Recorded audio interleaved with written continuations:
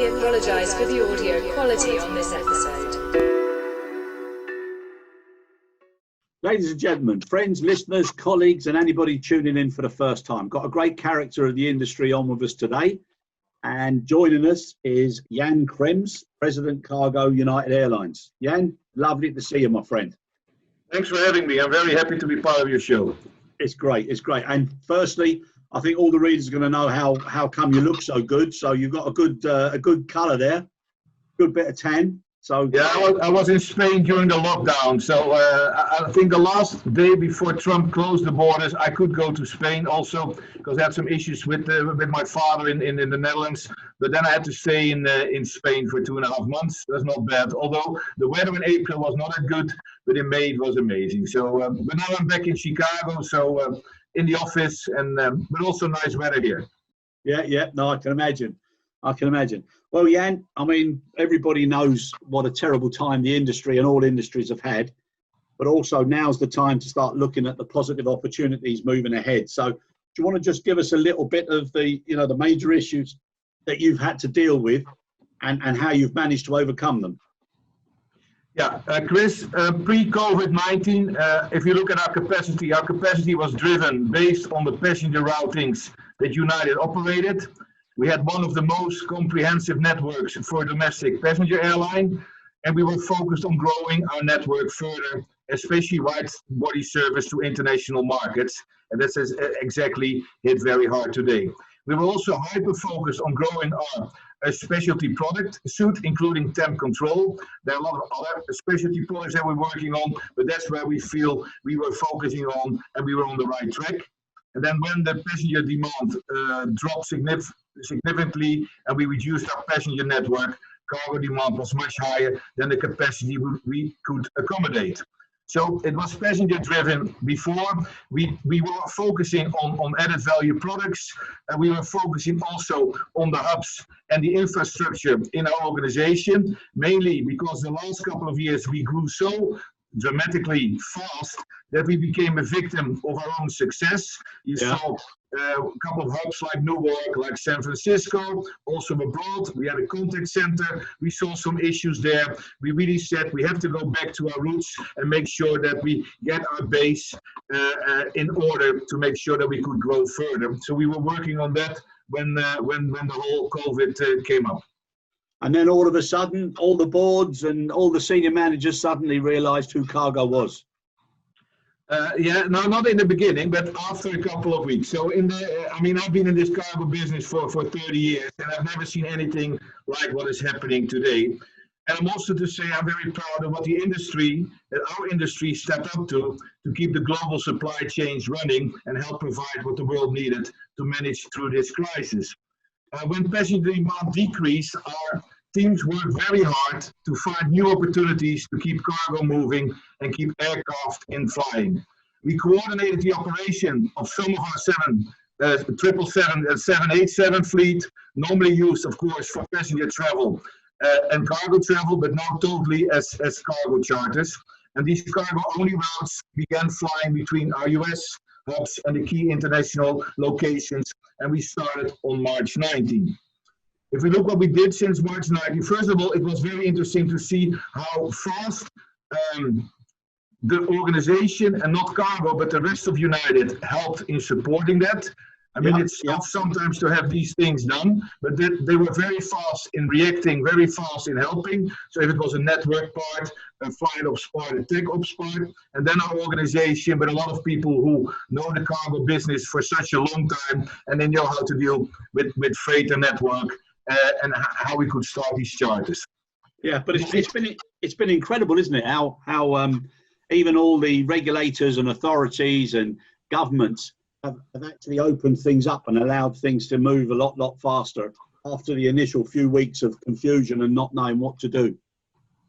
It's encouraging. That's correct. Also, if you look at the FAA here in the US, because we wanted to do some things there, we got the support from them. We got the support also from other, from the airports, from other parts in countries that gave us the freedom to do things a bit faster. The only issue is that sometimes it is the law of the land. Like we fly to China a lot, about 20 flights a day at the moment, and then the authorities there stop you from bringing in the crew because they will be tested, and if something goes wrong there, people have to stay for 2 weeks in quarantine or do something different. So the airports wanted to help us, but we had to fly and stop then, or in Korea or in Japan, to make sure that we did there a crew stop instead of going in. But for the rest, if I talk to airports, very, very much helpful, and also the authorities very much helpful in doing the things that we do today.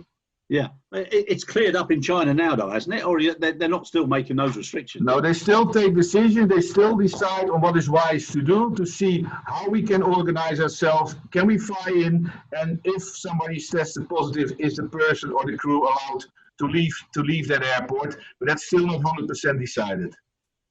I mean, I would have thought they would have looked at, safe corridors to hotels and back, and keeping people in. No, it's still tough. Also, Taiwan, they don't let people. It's a couple of countries that are really strict, and we have to deal. And also, if you try to be, at least profitable or cash positive, as we call it, because you can never make a flight 100% profitable if you don't, allocate all the cost.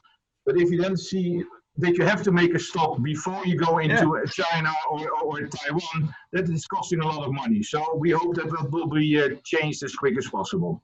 Yeah. No, it should be. Yeah.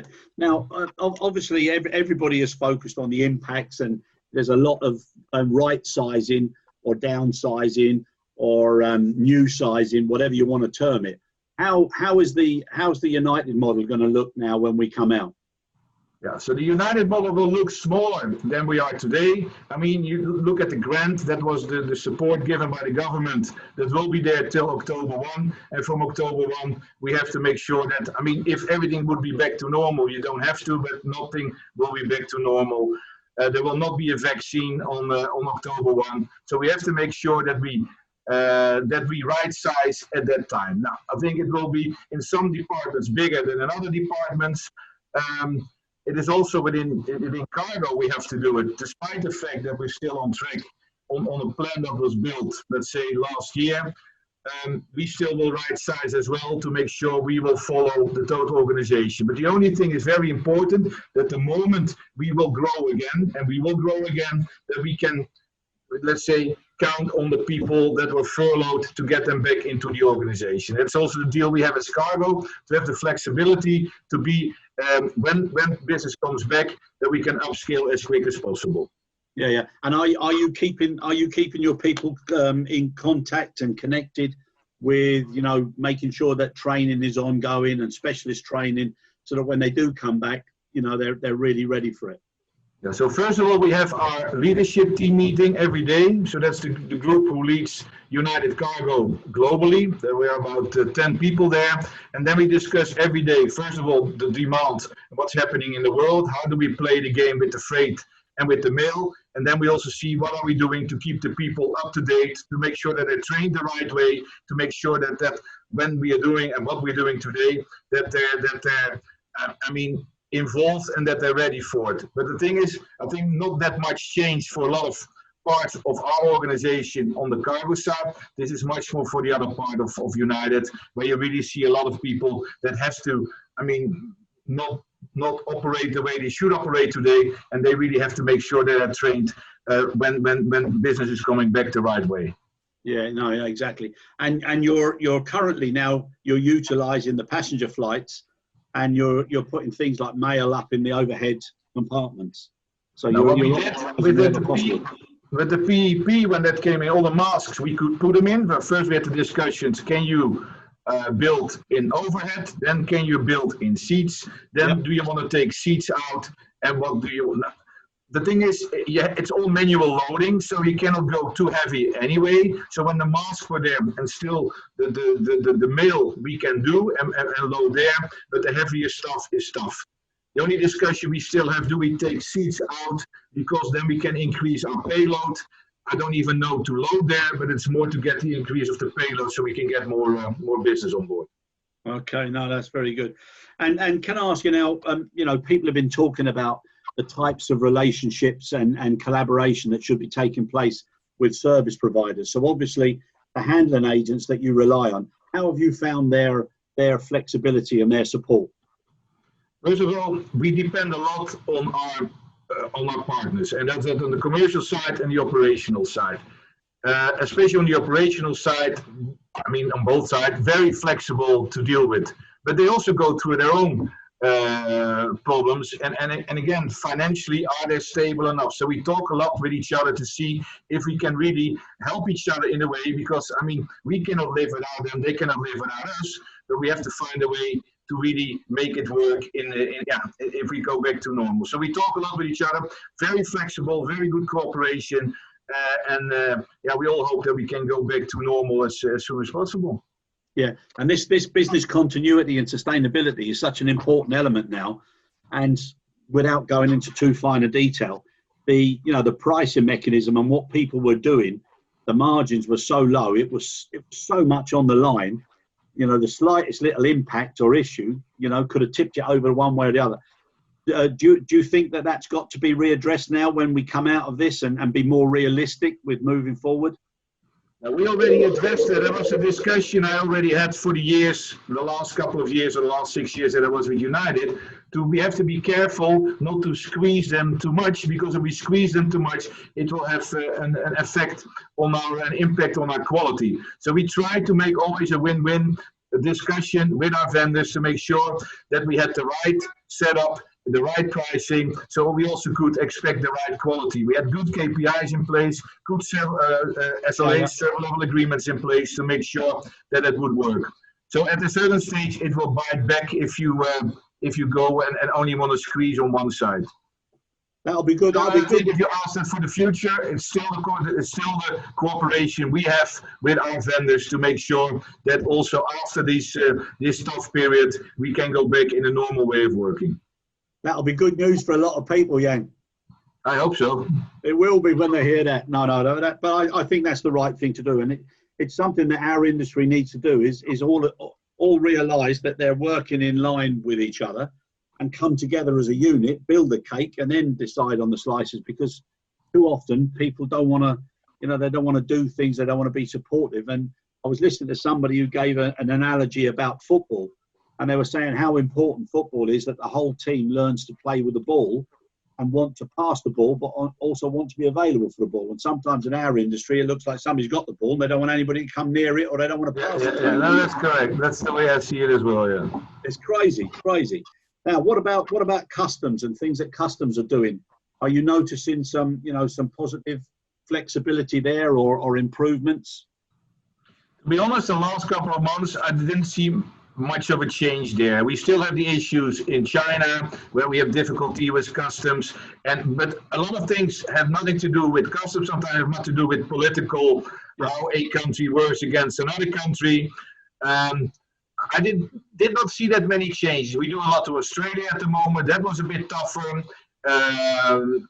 Brazil, some others are a bit tough, but in principle, we did not have any issues there. The only issue we had is in China, that they could hold the cargo a bit longer, and they really wanted to test. At a certain stage, I think when the FDA decided in the US to out of the 85 companies that were providing PEP or masks, whatever, they boycotted at a certain stage because of the quality or lack of quality, and that's where we got that customs stopped the masks or the masks that came into the country. That could give us some delays, also ex-China and here, but I think that's over. Okay, yeah, no, and it should be. I think the simpler they do things, and hygiene obviously is now driving certain changes with documentation and reducing the amount of documentation, which it should do. I think it should do. I think this will help to speed it up. I think still, I mean, I'm 33 years in this industry, and I think it's still, I think from day one I moved in, it tried to go paperless and whatever. And again, I mean, there's so many stakeholders that are dependent on each other. And still, I don't think that we are really there, but this could help really to make progress. And I think we should then hold on to really make the next step to go as paperless as possible. Yeah, definitely. I think technology sometimes has been termed as the enemy of cargo rather than as an enabler. Sometimes you're right, correct. Seems to be we have a lot of problems. Now, as far as legacy waste, are you guys looking at all of the things that were going on before and things that were taking too long, things that might have been recommended rather than important and critical? And are you streamlining and getting rid of all that, should we say, legacy waste? The thing is a bit, we look at this, there comes so much on top of you. At the certain stage, you get so many new products, new things, new ways of working, new IT solutions, that we looked at it to say, how do we really prioritize the right way? We have a small team of people. What is really what we should do first before we make the next step? So we have an IT system that is there before my time, where we had issues enough with. That's back on track. But what is the next phase? What is the next step we can do? Now, there we had long discussions. What would be the priorities? Would we change the core of that system? Would we take the core out and build around it? Now, that last thing is what we did, kept the old core and built around it, to make sure that things work in a separate way. That if we want to make a move, it's not the whole system that we have to change, but it could be just parts of the system that we have to work from or work with. And that's something that works pretty well. But there's a lot coming on top of us to see how we work, how we deal with it, and that's not always easy. But we try to prioritize, we have a very good IT team also that can look not only at IT, but also look at the business to see what will be the next step to take. What's your system? Mercator, is it? What's your? That's right. Yeah, it's called these days. Yeah. Okay, so the guys there are pretty flexible, I think. And I think with most of the IT platforms now, they've got to learn to be a lot of plug and play, so that they're very flexible, and you can pick and mix and building block elements of it, so that it doesn't have to wait for too long. To come in. And that was the biggest discussion we had. Do you have the whole thing and change that, or you only take what I said, modules around it, and keep the core in, and then you can always change the core if you want, but keep the modules around it. Yeah, no, exactly. I think that's so important. Now, what about traditional certification and accreditations, Jan? Like ISO, TAPA, CTPAT. You've got ISAGO. How are you guys looking at all of that side of the business now in the future? To be honest, I think we look at it, what we have to do as an airline, or what we have to do as a cargo organization to be certified, to get the right things done. But I don't think we do more. I think we're certified, we do the right things, but not more than that, or go further than we have to. I think we're in line, and I think they're pretty strict here within United to make sure we are certified, we do the right things, and we have a very good check and balance on these things, almost on a monthly level. Okay, good. And with regards to doing self-assessments and being now a little bit more proactive in working out validations and verifications of performance, and then with the regulator and the FAA with directions whereby you've got to audit people who handle you in different countries. How are you addressing that now with restrictions on travel and the types of audits? Is it risk-based? Is it scheduled? How are you going to be addressing that now moving forward? So audits we did normally, and we have a whole audit team next to a legal team that indicates and advises where and what we have to do. So we have a whole protocol how we do that. So in principle, a team of people runs around the world in dealing with that. At the moment, we cannot, of course, because of all the limitations, but with, Zoom or Teams or whatever, there are many things we can look in books, we can audit, we can do the right thing, ask the right questions. So it's ongoing. Although it's a bit limited that you cannot really be inside of a warehouse, inside of an organization, inside of an office, but that's the way we deal with it at the moment till we are allowed to travel again. So in the US, no issue because we can travel, but there's so many countries that still not open, so we have to do it in a different way. Yeah, no, exactly. And how has the workforce taken to working from home? I think a lot of people, it's mixed. And in the beginning, it was more like you have to be in the office to do the job. But I think more and more people found ways to really get more effective even in work from home, get more things done, insert a pattern that was working very well. I even found it myself being 7 hours ahead in Spain, working with the teams here in the US, that it works. No, I think people change their mind in a more positive way. I think people will come back to the office at a certain stage, but I think they will find ways that people can move and work from home, and I think they will. I think they will find the right balance or the right combination of doing something there. Yeah.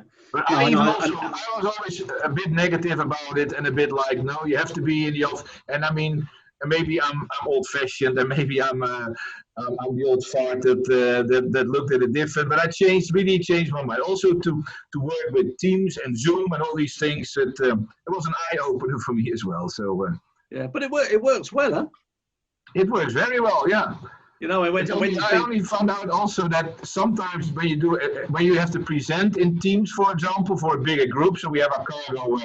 We do every month for the whole world of cargo. We do two sessions that you can only go into a laptop but not into your iPad or not into your phone. So I had some issues there already before. I spoke to 2,500 pilots at a certain stage. I think that was last month, to thank them for the support and told them a bit what cargo was doing.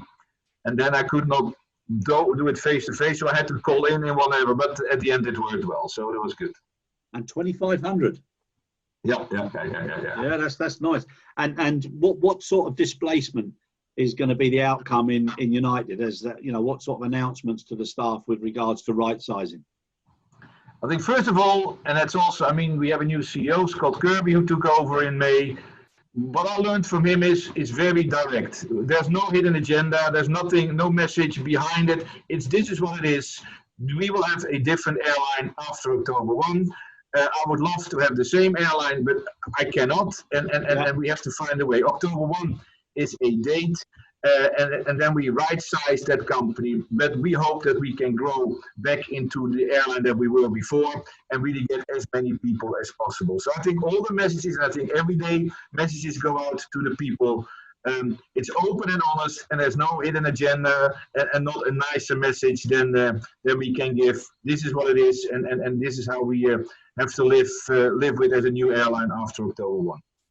Yeah, and as tough as it is, I think what you said there about being frank and honest and open and regular with the communication, it helps people.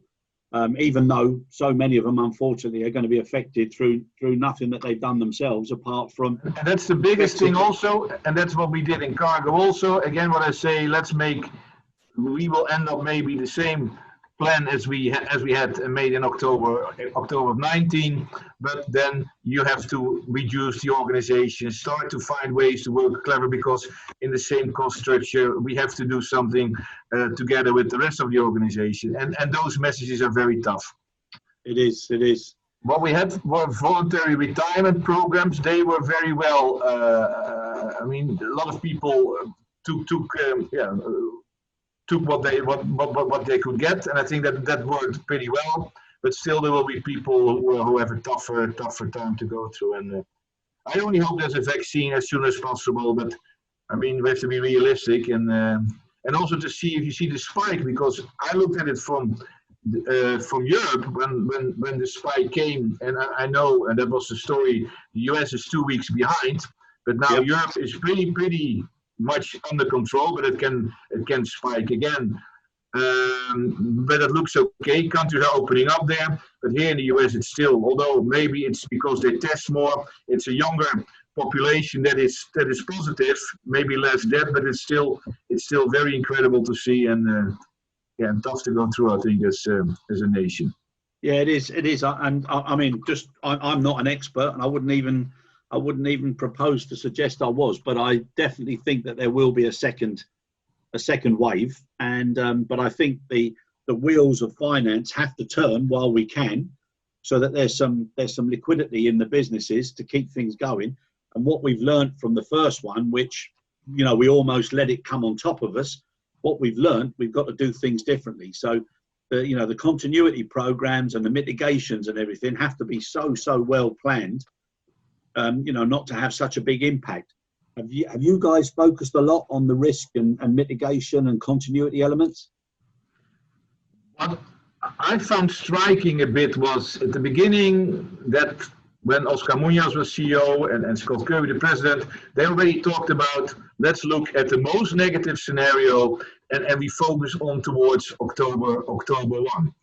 There was a cash burn, as they call it. Of course, not looking at revenues. Yeah, maybe the only revenues is those passengers, domestic and cargo. But they really looked at cash burn, cash burn, cash burn. That was in all the news, and it was the lowest. The lower your cash burn, the longer you will survive. Generate money and bring that cash burn down. Now, that is brought down, and really the focus for the months to come is still bring that cash burn down as much as possible, and that then you have the longest time to survive. And then you hope that markets open up again. That's also the advantage of cargo, especially in United, because we do very well on the cargo. We did more than 3,200 charter flights in the last 3 months. And we still do them, about an average of 40 flights a day to all the major markets. So also the moment a market opens up for passage, the base of cargo is there already. So even if you start with only 20 or 30 passengers, that would never make it viable to fly. We already have that basis there, so that would help. But again, it's cash burn that has to be as low as possible, and then slowly be clever when you open up. Don't go too fast and go where it's viable. But it's tough. And again, United depends a lot on international. And international is not there at the moment. Only cargo, but not on the passenger side. Yeah. No, it's a big change. Now, e-commerce, and in our side of the industry, Jan, everybody knows what e-commerce is, but for us, it's not really something that you can put, your finger on. We know we do it. We know somebody else brings it in. We know somebody else takes it out, but it's not something that we're actually in charge of ourselves. Do you think that might change now in the future, where people will start to collaborate a lot more, so that they've got first mile, last mile, and they try and support each other with regards to recognise alternative e-commerce products? I hope there would be more cooperation there, especially on the first and the last mile. I don't know if something will change dramatically on that side if things are back to normal. What we also forget sometimes is we forget so fast and so quickly. If we find a vaccine in the next couple of months, we're back to normal in 6 months' time. That's my gut feeling. We're now in the midst of it, but 6 months from now, then all the good things that we think, because also a lot of good come out of this. Not the people who got sick, and for sure not the people who died, but also the way people connect with each other, people who work. I think that's a positive sign. Also to look at how could we cooperate better to make this work is there, and that will is there. But really, if we go into the normal world, if we really will do that, I don't know. Yeah, I think e-commerce is for us a big thing. I think even perishables is even bigger than e-commerce, and it will even grow much further and faster. I think but it's still a big part of our business, and we work with the USPS. That's our biggest customer, and there you also see a lot of e-commerce, and we do that daily, especially on the domestic flights that we have. Yeah, no, it's an incredible thing, and even people who said they'd never shop from home, they're now becoming experts at it, and they love it. So it's that in itself is going to be a big pitch and a big change in the way people understand things. So crazy. Oh yeah. Now, people and your leaders. Jan, are you doing anything differently to re-coach, reshape your leaders so that they understand how to manage people working from home, how to manage people with these anxieties, not knowing what's going to happen, how to manage when there's the urgency for a rapid reboot and then there's a contraction expected? Are you doing anything specially to support them? Now, what we do is at least we talk a lot with each other. I think that's very important to understand and let them know, because you cannot see each other face to face. And that's, I think, our strength in our industry. It's people business. It's seeing each other. It's being with each other. You cannot do that today. So you have to find different ways of communicating. I like the Teams setup because you can see each other's face. But to do something different in coaching, no. I think we still work towards what we think is right. I mean, you work in a different way. Your priorities during the day are a bit different. You have maybe more time to do other things. But I don't think we coach our people in a different way. We talk maybe much more with our people, even more than we would do face to face because of this. So when I say we have a meeting with the team every day, we talk to every individual country at least twice a week. We have our worldwide meeting at least twice in a month. So we talk, but then it's more like, I mean, give them the push, give them the motivation, make sure that they feel, I mean, happy and still understand what we're doing. Bring that right message, bring that open message, that honest message, but not in how do you coach each other in doing the business. I think that we did not touch that yet. Yeah. Okay. And as far as positives and, you know, what you think are going to be happening in the future, what sort of positives do you think will come out of this exercise? I think first of all, people understand that we are very vulnerable. I mean, that it's not, we thought we were going for the moon, nothing can hurt us. Now, I mean, I think we found out that everything can hurt us and the slightest thing, and that we are very vulnerable and just normal beings that have to be very careful and in the way that we work and in the way that we deal with each other.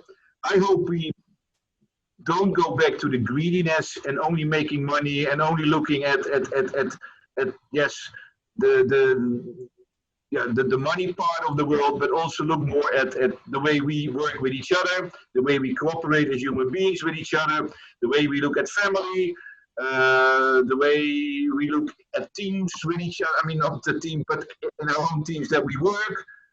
I hope something positive comes out of it in a more social way than. And my fear is, again, what I say, if you go back to, we forget very fast that if a vaccine comes out, that we can go back into the world that we were before, going all the way, only in a way that, I don't think that's maybe the right way. So I hope something good's come out of it and that we can keep that a bit. Yeah, I think like over here in the UK, our government, in their wisdom, have decided to open the pubs on a Saturday evening. So I think the police are going to be absolutely losing sleep on the Friday evening, waiting for the big rush. And I think if there's a vaccine, the whole world will go crazy. It'll be an amazing demand again. But I think the most important thing which you touched on is people shouldn't forget now. And that's one of the most important things that we do moving forward out of this, is to maintain that level of care and not forget all the good things that have happened. And I'm sure you've experienced some of your people doing unusual things that have come to your attention. Have you got any examples or anything that you feel? But also the way people perform, the people way they do things work-wise, but also in private lives, to go the extra mile, open up their kitchens to make food for the people who need it. Nothing to do with work, but so many things that people look at their neighbors. We have in Spain a couple of older people who live in the area. And then there was one guy that I know well. He started to do, I did the same. We did shopping for these people because they were not allowed to go out. Now, there was another person who started to cook. And here in Chicago, where I live, a lot of people really try to help to make sure that the people who are worse off get the attention. And I think only hope that we will keep that mindset and not go back into the world. And nothing against that world, but I think we went a bit too far. And maybe that brings us to a standstill and maybe go back to our roots and really see, hey, where were we? Where can we help? Where we can make sure we do a bit more for the people next to us or the people who need it a bit more than we need.